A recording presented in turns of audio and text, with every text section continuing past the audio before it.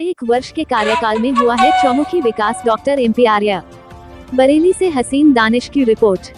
बरेली नवाबगंज क्षेत्रीय विधायक doctor MP आर्य ने अपने कार्यकाल के 365 दिन यानी एक वर्ष पूरा होने पर एक पत्रकार वार्ता का आयोजन किया, जिसमें उन्होंने अपने एक वर्ष के कार्यकाल की उपलब्धियां गिनाई और कहा कि एक वर्ष के कार्यकाल में लगभग 65 करोड़ रुपए का चौमुखी विकास हुआ है और इंफ्रास्ट्रक्चर पहले से बेहतर हुआ है। विशेष तौर पर अपने काम गिनवाते हुए बताया कि जिस तरह से शिक्षा के क्षेत्र में एक आवासीय विद्यालय और एक मिनी स्टेडियम का निर्माण कराया गया है, उस तरह से अभी तक नवाबगंज विधानसभा में कार्य नहीं हुए थे। के साथ उन्होंने 3 कन्या इंटर कॉलेज बनवाने की भी बात कही, जो कि स्वीकृत हो चुके हैं। पत्रकारों के सवाल पर जवाब देते हुए नगर की मोती मस्जिद के पास जल भराव की स्थिति को स्वयं जाकर देखने की बात कही और जल्द ही उसके निदान की भी बात कही। एक अन्य सवाल के जवाब में उन्होंने बताया बिजोरिया रोड के सामने जो जल भराव रहता है वह भी जल्दी समाप्त हो जाएगा। पत्रकार रियाज गुड्डू द्वारा पत्रकारों की सुरक्षा के सवाल उठाने पर उन्होंने कहा कि पत्रकारों को भरपूर सदस्य सुरक्षा दी जा रही है। योगी सरकार पत्रकार की सुरक्षा के लिए काम कर रही है। श्रमजीवी पत्रकार संघ के तहसील अध्यक्ष रियाज अंसारी के सवाल पर उन्होंने जल्द ही प्रेस क्लब बनवाने की बात भी कही। इस मौके पर विशेष रूप से नवाबगंज ब्लॉक प्रमुख डॉक्टर AK गंगवार,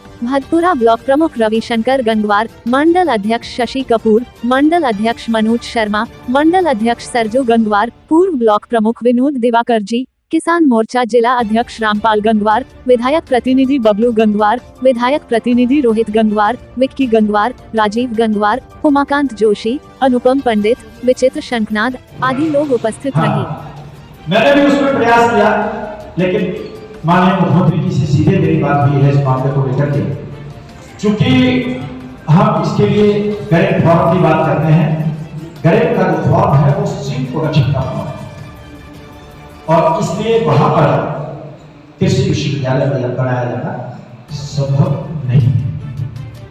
दूसरी एक बड़ी मांग नवाबगंज में रोडवेज को लेकर के है।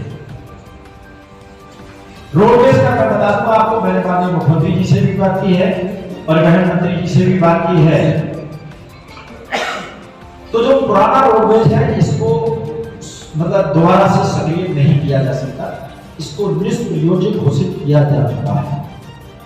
आपको याद होगा पहले एक बार नीलामी वगैरह की प्रक्रिया शुरू हुई थी,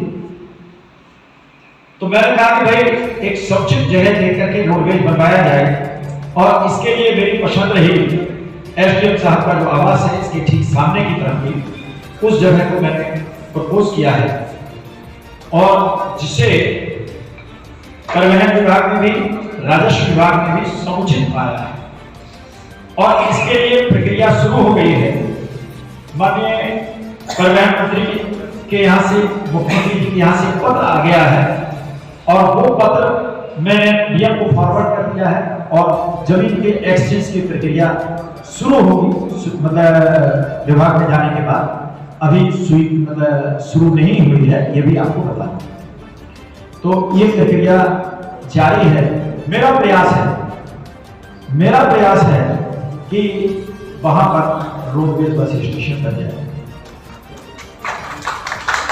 इसके अलावा मैं आपको बता दूं कि मैंने अपनी निधि से भी बहुत सारे काम कराए हैं। लगभग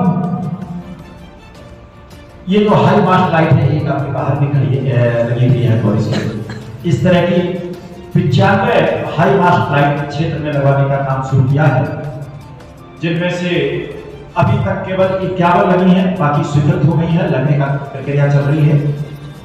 जहां पर कई सारे CC वगैरह जहां जरूरत है वहां CC बन रहे हैं। जो प्राइमरी स्कूल हैं, सरकार प्रयासरत है कि इन सारे स्कूलों का कायाकल्प किया जाए, बच्चों के बैठने की समुचित व्यवस्था हो।